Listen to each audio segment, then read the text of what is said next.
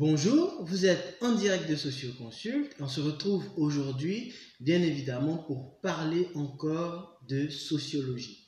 Alors, rappelons-nous, la semaine dernière ou les semaines passées, nous avons parlé de la socialisation. Et nous avons dit que la socialisation est un processus par lequel sont transmises des normes et des valeurs à des individus pour leur intégration sociale. Aujourd'hui, nous allons parler d'un concept qui est aux antipodes de la socialisation. Il s'agit de la déviance.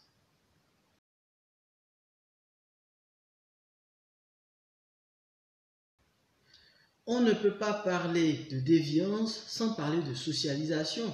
Et je le rappelle encore, la socialisation, c'est le processus par lequel sont transmises des normes, des valeurs, une certaine morale à un individu pour son intégration sociale. Toutefois, il faut quand même reconnaître que la socialisation ne remplit pas totalement sa mission. Parce que dans toute société, il y a des individus qui ne se comportent pas comme la société voudrait qu'elle se comporte. C'est en ce sens que ces individus sont appelés des déviants. On peut donc dire que les déviants, c'est des individus qui ne se comportent pas conformément aux règles de leur propre société. Howard Baker nous en donne une définition un peu plus claire. Il dit ceci.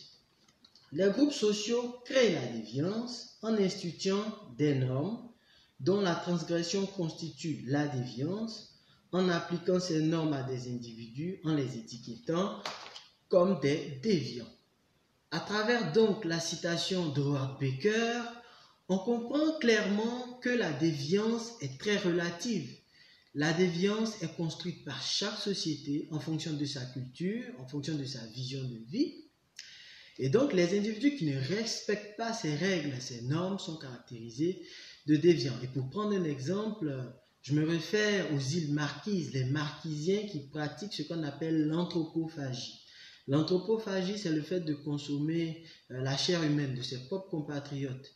C'est une forme de cannibalisme, par exemple. Je ne vais pas rentrer dans les détails de cette pratique, c'est pour juste dire que dans une communauté ou dans une société donnée, on peut très bien consommer de la chair humaine, bien sûr, et dans une autre, c'est tout à fait proscrit.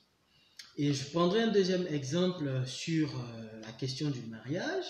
En Occident, un homme qui a plusieurs partenaires est considéré comme un déviant, un infidèle, un irresponsable. On étiquette au regard, on lui dit cet individu, il a fait quelque chose qu'il ne doit pas faire, alors que dans le sud du Sahara, la polygamie est tout à fait acceptée dans certaines communautés. Un homme qui a plusieurs femmes est vu autrement. Il est vu comme un grand monsieur avec beaucoup de richesse et beaucoup de puissance, par exemple. Tout ceci témoigne du caractère relatif de la déviance. La déviance prend donc forme dans un espace culturel et géographique bien déterminé. Pour finir, il est important de savoir que le sociologue doit garder une position de neutralité face à la déviance parce que la déviance n'est pas la même partout. Le travail du sociologue, c'est de chercher à comprendre comment des individus deviennent déviants dans leur propre société en analysant l'organisation sociale, les institutions culturelles, le processus de socialisation. Enfin, toute société reconnaît les cas déviants, mais comment gère-t-il ces cas de déviance ? C'est ce qu'on appelle le contrôle social, qu'on aura certainement l'occasion d'aborder dans une vidéo future. À très bientôt.